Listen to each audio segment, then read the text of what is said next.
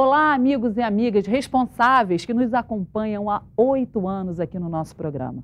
Agora, o programa de hoje, nós vamos reprisar justamente os melhores momentos que vivemos em 2012. Então fique conosco, você vai ter um negócio chamado, uma palavrinha difícil, chama pupurri.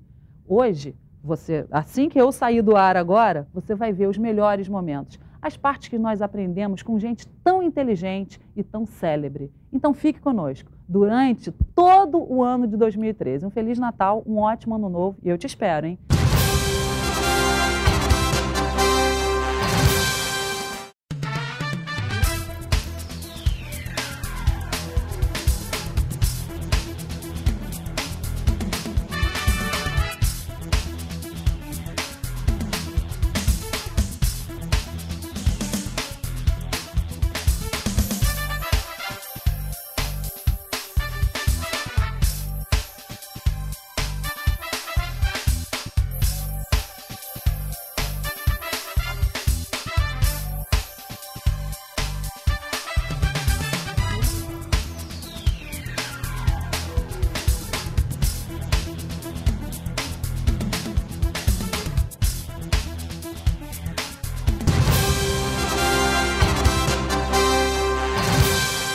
O que te motivou? Na verdade, o que me motivou foi o nascimento da minha filha.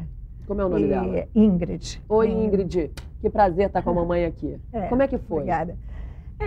O que é importante trabalhar no início, e isso eu digo até para os profissionais da área de saúde, que a notícia, ao ser dada para as mães, deveria ter um acompanhamento psicológico. Porque você, ao receber um filho que não corresponde às suas expectativas, né, naturalmente você precisa de um reforço para você superar essa dor, essa perda do seu sonho, né, do que você imaginava. Então, até numa palestra que eu fiz numa universidade, eu solicitei que os profissionais da área de saúde, antes de dar a notícia, buscassem métodos, maneiras, palavras adequadas para dar a notícia à mãe. Porque como isso funciona? Você conta pra gente, porque... Nós temos notícias até trágicas, né? Notícias que foram dadas às mães, aos pais, né? De uma maneira tão dolorosa que não vale a pena a gente repetir. Entendi. Acredito eu que hoje em dia as coisas já mudaram, né? Há um trabalho muito grande no sentido da aceitação das deficiências de um modo geral. Né? Claro que a mãe vai ter aquele sofrimento, sempre é a mãe, porque ela carrega durante 9 meses aquele ser. Então, a mãe, naturalmente, ela com o tempo, ela vai superando essa dor, ela vai trabalhando essa dor. Então, é importante que ela mantenha contato com grupos que possam trocar informações. E foi assim que nasceu a Sociedade Síndrome de Down. Nasceu da necessidade de trocarmos informações. O que você faz? O que nós poderíamos fazer? O que no resto do mundo está se fazendo?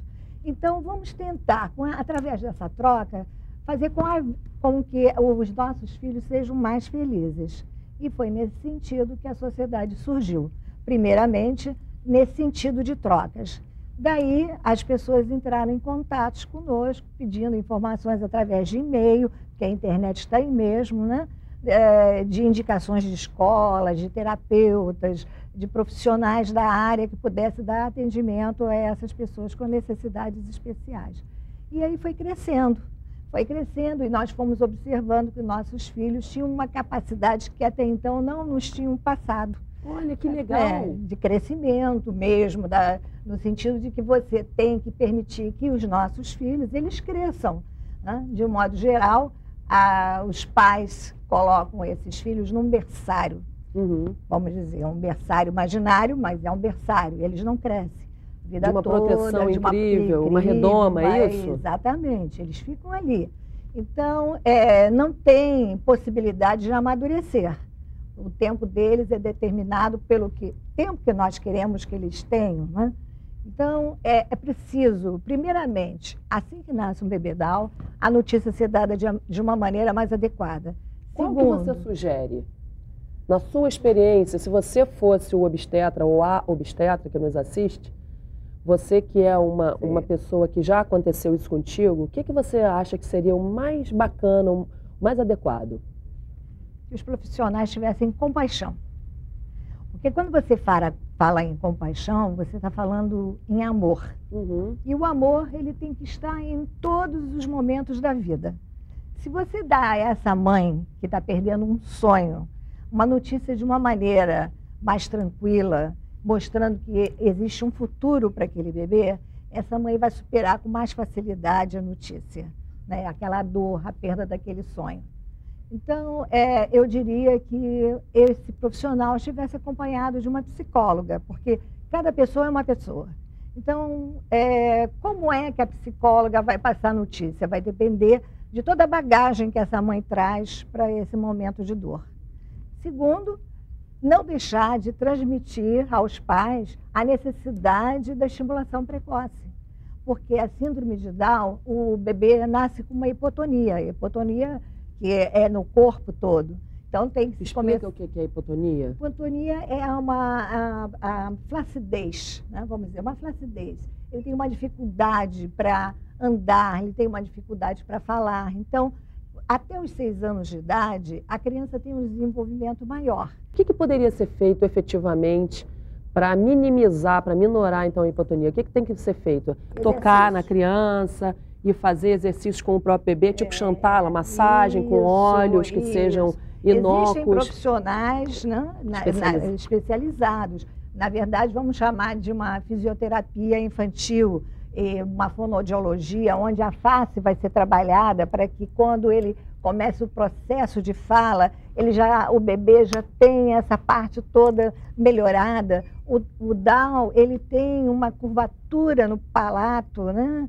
E alto, céu da boca, céu né? da boca, então, essa dificuldade de fala. Então, ele vai ter necessidade de uma fono durante alguns anos de vida.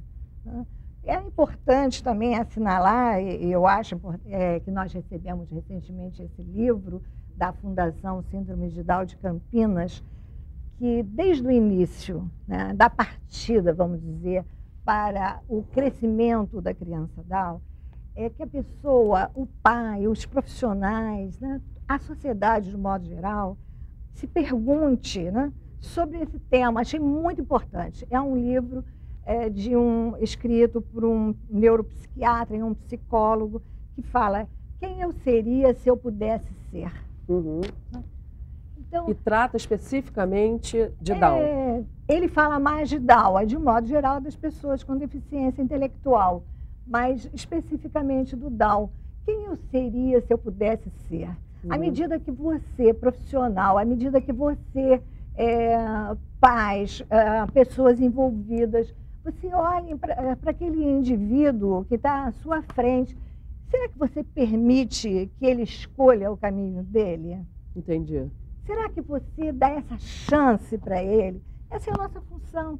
A função dos pais e dos profissionais é dando instrumentos necessários que esse indivíduo cresça. Não é assim com todos, porque não com Down. Para se associar à sociedade, tem algum pagamento, alguma taxa? O que a pessoa tem que fazer? Não, basta nos procurar, conversar conosco. E aí, através do nosso site, nós temos um site que é o www.ssd.org.br. E vocês só aceitam pessoas que tenham, no caso, a síndrome de Down ou pessoas... Não, nós já abrimos também para autistas, né? Alguns autistas estão participando do nosso grupo e algumas outras síndromes bem minoria, mas que também estão participando do grupo. É uma experiência nova para nós, mas que é complementar de alguma maneira? Vocês trocamos. E ajuda? Um ajuda o outro? Claro, sim. Que emoção e amor é universal, né, Larissa? Universal. É universal. Serve para tudo. Para tudo. Para cozinhar, para dirigir. Deixa eu ver esse livro. Recomendo que é tanta também coisa, esse né? livro, que é O Direito das Pessoas com Deficiência, da Eugênia Fávero, que ela é procuradora, né, lá em Brasília. Deixa eu mostrar aqui, ó. Deixa eu colocar, porque na televisão é o contrário, a gente tem que ficar calibrando aqui. E com relação também à Fundação de Campinas, Síndrome de Down de Campinas, em agosto, convidaram alguns profissionais da Espanha, da Itália, para falar justamente sobre esse livro, Quem Eu Seria Se Eu Pudesse Ser. Olha que beleza. Eu acho que esse programa é muito meritório da gente estar aqui hoje, pela causa nobre que é, e por isso veio com essa iniciativa que eu não tenho nem palavras para falar, para contribuir com o nosso país, você sendo brasileira. Com certeza. Obrigada pela oportunidade de estar aqui, poder dividir com você esse trabalho, como você mesmo diz, realmente que cresce cada vez mais, né, e de credibilidade. Né? Isso aqui faz com que o nosso projeto ele possa crescer, porque nós trabalhamos de maneira transparente e com muito amor. Isso que é o que move todo o nosso projeto, né? As pessoas realmente se envolverem e poder passar para as nossas crianças aquilo que elas mais precisam, né? Que é o carinho, o acolhimento. Né?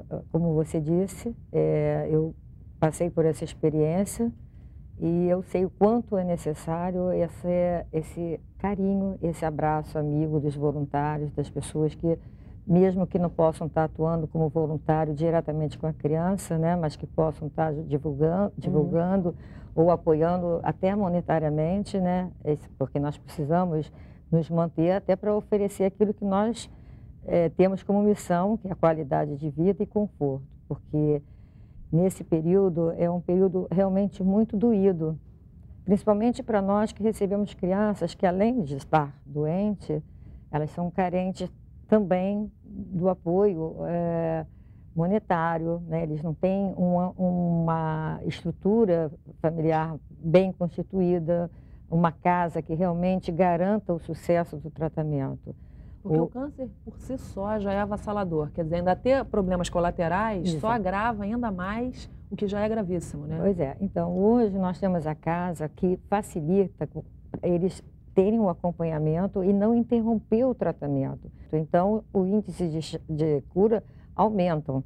Você tem, assim, uma estatística para dizer? Qual é o índice de cura que vocês têm? Olha, hoje em dia a gente já pode falar em 85% de chances de cura, né? 85 pessoas de cada 100 que passam pela casa saem curadas. Podem sair. Hoje, lá na casa, inclusive, nós temos vários exemplos de crianças que conseguiram vencer essa batalha. Hoje são casadas, já têm filhos, volta e meia elas aparecem, né? Porque mesmo que já tenha saído do protocolo, uma vez ao ano sempre é bom fazer uma bateria de exames check-up, né? Então ela já vem até com os filhos, né?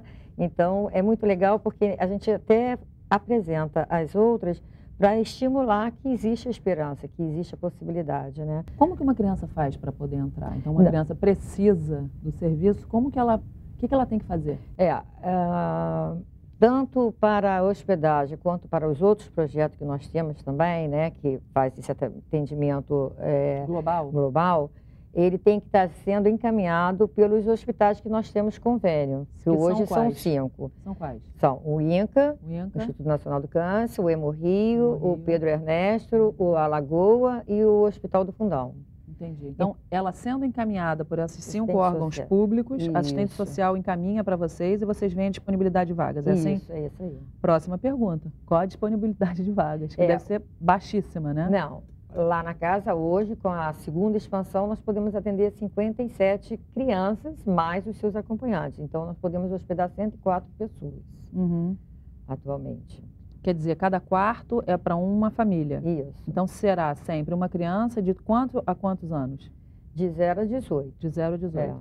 Porque, geralmente, são crianças que vêm da pediatria e algumas até passam um pouquinho de 18, mas elas iniciaram ainda antes, na fase infantil. Se entrar antes de 18, pode permanecer às vezes tem a vaca com 19 e 20, porque ele começou com 17, mas às vezes o tratamento dura 5 anos, né? E se dura 5 anos, desfruta 5 anos das instalações.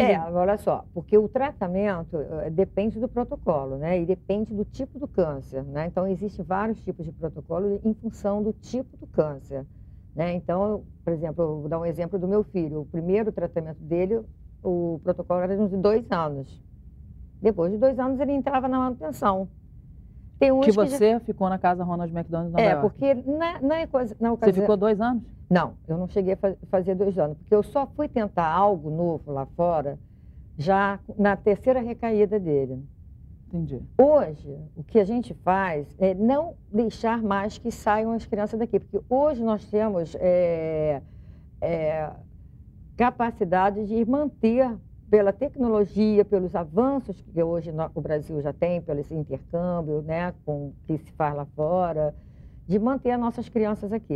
E é isso que é o nosso sonho, eles não saírem mais da sua cidade natal. Inclusive, nós já recebemos crianças do Haiti, de Honduras e crianças de outros estados. E o que o Instituto, que coordena nacionalmente, né, ele quer? Ele quer justamente que elas nem precisem sair do seu estado.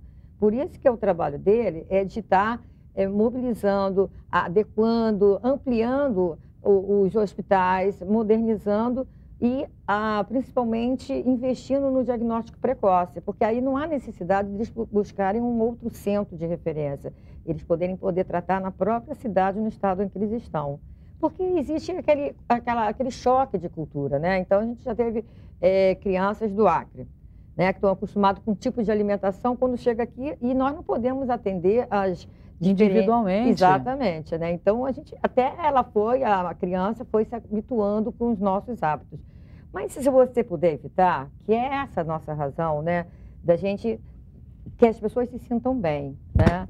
Então, se a gente puder evitar, melhor. Quanto amor, sabia? Quanto amor, Sônia. E tudo isso sem ganhar nada, né?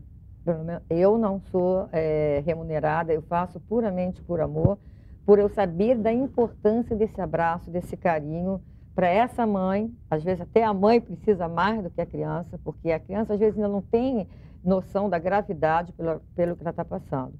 E as nossas mães, elas precisam, além desse afeto, desse carinho, de um suporte diferenciado, porque às vezes são mães que não têm muita instrução. Tem mães que não gostam de falar nem da palavra câncer, né? Porque elas associam câncer à morte, né? Então, a gente hoje... Tem muito adulto que não gosta de falar, também, que nem tem filho, né? Muita gente culta. Então, o que a gente faz? A gente está desenvolvendo até outros projetos justamente para isso, né? Para que ela se sinta confortável, pelo menos nesse período, né, do tratamento, que é agressivo, né? Porque a família toda adoece, né? Então, a gente tem vários outros problemas sociais, que a gente acha que se nós ajudarmos também, não só oferecendo a hospedagem, mas também assistindo isso, vai dar mais firmeza a ela vai estar mais forte para esse período estar ali junto do filho. Como é que a gente faz um diagnóstico, Sônia? Isso, então, o que hoje em dia acontece é que os sintomas iniciais da doença, eles são muito parecidos com aquelas doenças comuns em crianças, né? Tipo o quê? Sarampo, catapora, né? Porque às vezes surge com pintinhas, então a mãe vai tratando assim, leva ali no... Homeopatia. Ervas, chazinhos, né? E aí quando vê, a coisa já cresceu e com mais dificuldade de você conseguir sucesso no tratamento, né? Então, o que acontece? Nós estamos tentando sensibilizar as mães a que procurem logo um posto e que façam esses exames logo no início. Quais os exames que têm que ser feitos, Sônia? Olha, aí você já está indo para uma parte muito técnica que eu não entendo muito, mas geralmente um exame de sangue vai detectar logo alguma mudança no sangue, né, que aparece logo as células, né, diferenciadas que identificam um câncer. Vocês assistem a família também, então as mães que estão lá, elas não ficam à toa, elas ajudam. Com certeza. Eu sei que tem histórias lindas. Conta aí como é que funciona, quais são os projetos que vocês desenvolvem com a família paralelamente. A gente, o que eu falei inicialmente, né, nós estamos com um projeto Aconchego, que é para mobiliar a casa dessa mãe, porque a criança, quando está no tratamento, ela tem alguns intervalos em que ela pode retornar à casa dela para rever o pai, rever os irmãos. E se ela chega nessa casa e não tem um filtro, se ela não tem um saneamento, né, se ela não tem um piso adequado, se ela não tem uma cama, se ela não tem uma geladeira, isso vai interferir no tratamento, que é um tratamento caro. A gente sabe que tratamento quimioterápico é caro. Alguns quimioterápicos, algumas vezes uma dose, R$500. Nossa. Né? E aí ela vai para casa, bebe uma água não filtrada, né? O banheiro todo infectado, aí ela pega uma infecção. Pronto, aí vai tudo por água abaixo, se perde tudo aquilo que foi feito. Então, nós temos também que estar dando esse suporte. Então, a gente tem esse programa e temos também o Reconstruir, que é fazer a melhoria na estrutura física da casa, né? O fio, trocar um piso, botar umas adequadas, né? as instalações para que fique um ambiente fácil de higienizar para que essa criança fique num ambiente higienizado. Por isso que você viu a nossa casa com todo esse esmero, porque a gente sabe que isso é muito importante. É fundamental. Né? Mas quanto dinheiro, Sônia, que vocês têm que investir? Dinheiro, porque são agora 104 pessoas que vocês vão...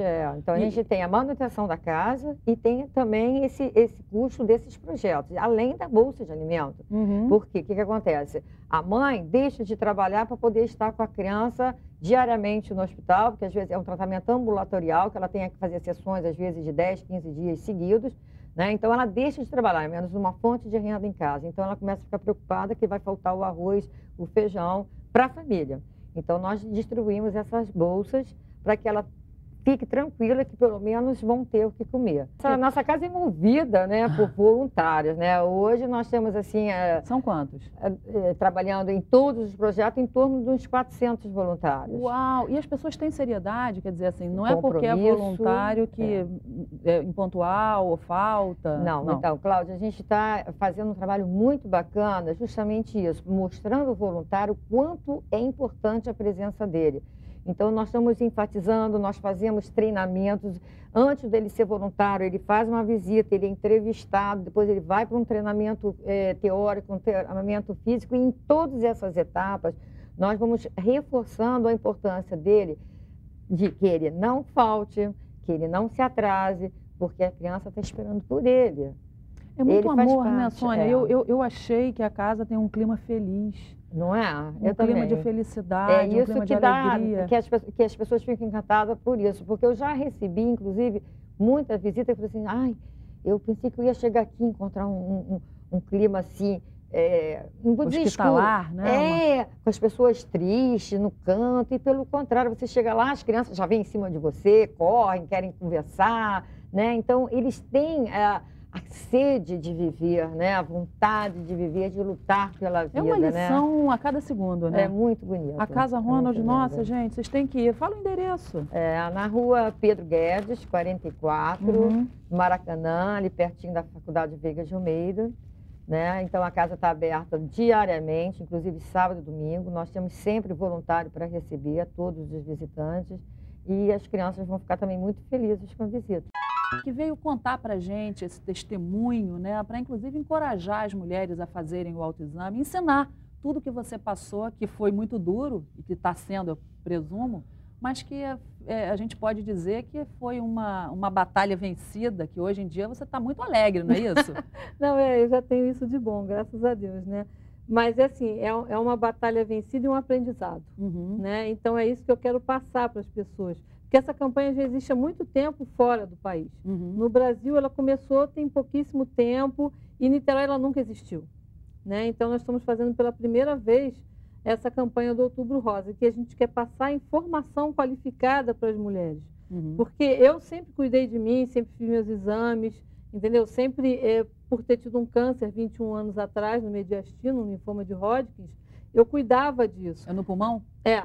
Mas você é fumante? Era fumante? Não, nunca fumei na minha vida. Quer dizer, não tem uma correlação direta? Não existe. Até porque é um linfoma, então ele é linfático. Ele deu aqui no pulmão, mas poderia ser em outros lugares. Mas o que acontece? Eu, mesmo fazendo meus exames, sempre fiz mamografia, sempre fiz ultrassom de mama, além de outros exames. Eu não tinha ideia também, como acho que muitas mulheres não têm, né, dos riscos que a gente tem se não se cuidar. Por exemplo, eu não tinha uma informação qualificada, eu não sabia que se o seu bico do seio ele retrai, isso já é um sinal. Entendeu? Se a sua pele fica... Explica um pouco melhor, vamos passar o passo a passo. O que é o bico do peito retraído? O que acontece? Você se olha no espelho para fazer um monte de coisas. A gente só se preocupa, eu engordei um pouquinho, não é isso? Essa pelinha aqui está demais, isso aqui está demais, mas a gente não olha para cuidar, né, da nossa saúde. É muito raro a gente fazer isso. Né? Então, um dia eu me olhei no espelho e eu falei assim, nossa, engraçado, meu bico do seio retraiu, mas por que será? Não sei uma razão. Retraiu, entrou? Ele entrou, ele vai para dentro, né? Em vez de estar com o bico do seio, a gente fica para fora. Então ele entrou, ele retraiu. Parecia um umbiguinho, assim, né? Isso, ele entrou. Aí eu falei, gente, por que isso? Não estou sabendo que isso já é um sinal. Aí me toquei, fiz toque e tal, as coisas assim, não senti nada, porque também se for uma coisa muito pequena, você não vai sentir no toque. Por isso que a mamografia também é muito importante. Aí eu me toquei, não senti nada, eu já tinha esse seio maior do que o outro. Então eu falei, bom, vou ficar de olho para ver o que pode estar acontecendo. E foi até bom, mas se eu soubesse que isso já era um princípio, eu não teria talvez esperado tanto tempo para me cuidar. Nessa brincadeira, assim, não é que eu perdi um mês, eu podia ter adiantado um mês, entendeu? Porque foi até o dia que, assim, eu falei, não, este seio cresceu, ele agora está realmente maior do que o outro. Aí, quando eu me toquei, eu senti ele ficou quente, eu senti um caroço, aí eu falei, tem alguma coisa errada, né? Então, eu podia ter adiantado um mês, podia ter pego isso no início. Então, se a gente é um câncer que ele pode ser curado desde que você consiga ver ele no início. Entendi. Por isso que a gente precisa passar essa informação para as pessoas, entendeu? Eu acho que isso é importante para que não tenha óbitos na doença, né? Porque se ele pode ser curado, como é que morre tanta gente? É mesmo. Não é isso? Se não faz sentido, né? Se é um câncer que ele pode ser curado, a gente vê tantas mortes por esse câncer, né? Então, eu acho que é isso que a gente quer. A gente quer passar essa informação para as pessoas se cuidarem, para elas se olharem no espelho, não só para ver, pela entendeu? vaidade, Pela né? vaidade, mas pela sua saúde. Elas irem ao médico, fazer os exames que tem que fazer uma vez por ano, porque é muito legal. O Outubro Rosa, ele veio ao mundo, eu acho que ele ajudou muita gente. Essa campanha ajuda muita gente. Mas ela não tem que ser só o Outubro Rosa. A gente tem que ser o janeiro, o fevereiro, março, o todos março, os meses. o É o abril, ano rosa. o ano rosa. E aí você, então, devota um tempo da sua vida de empresária para não receber, quer dizer, você não é remunerado por essa atividade Não, lógico que e não. sai fazendo palestras e querendo propagar o bem. A gente começou, era para ser uma campanha interna, dentro das nossas empresas, fazer uma coisa até menor. Mas, assim, as pessoas que eu fui falando, a gente fez uma reunião, elas começaram a ter um carinho tão grande pelo tema, porque realmente não existia em Niterói isso, não existia essa informação. Não, vamos ajudar, a gente precisa ajudar. E eu ganhei tantos parceiros, né, que ela acabou se tornando uma campanha na cidade toda. E a gente resolveu fazer palestras em vários bairros da cidade para poder alcançar um número maior de pessoas, de mulheres. E há de testemunhos homens. de pessoas que você já tenha mudado a vida? Alguém já te deu esse testemunho? Bom, olha, a mim, não, entendeu? Mas assim, Mas anonimamente, eu acho que, sim, né? eu acho que pode existir, sim, né?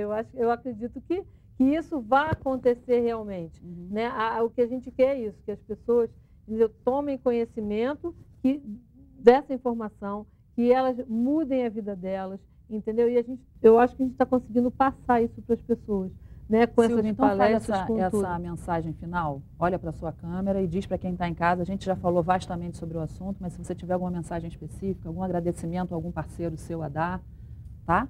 Bom, na verdade, a gente tem muitos parceiros. Eu ia ter que ficar aqui falando 1 milhão de parceiros, tá? Ia ser bastante gente, né? Mas, assim, eu quero agradecer as pessoas, entendeu? Que acreditaram nessa campanha, que acreditaram na nossa causa, entendeu? Que passaram, que estão nos ajudando a fazer isso, até nos ajudando a fazer as palestras, a fazer tudo, entendeu? E agradecer a todos eles e pedir às mulheres, né? Gente, se cuidem, pelo amor de Deus, façam isso, se cuidem, olhem no espelho de outra forma, entendeu? Se olhem alguém no quiser espelho, uma palestra, gostando de vocês. Alguém quiser uma palestra, você vai gratuitamente na cidade de Nossa, Niterói? não, com certeza. Tem algum telefone, O algum que eu contato? puder passar para as pessoas a respeito disso, desse tipo de coisa, até assim, sem ser palestra, sem nada, se alguém estiver precisando, vem cá, eu estou tão mal, sabe? Conversa comigo um pouco, entendeu? Dá um telefone. Eu vou fazer essa pessoa rir. Olha, eu posso dar o lá da loja, que eu estou sempre lá, 2705, 2715, né, da Ternura lá em Niterói. E o que precisar, se quiser falar comigo, até para dar um apoio, o que seja, gente, porque eu acho que essa união é muito importante nessa hora. Entendeu? Obrigada, a gente precisa Silvia. disso. Lembrando sempre que quanto mais responsabilidade você assiste, mais responsável você fica.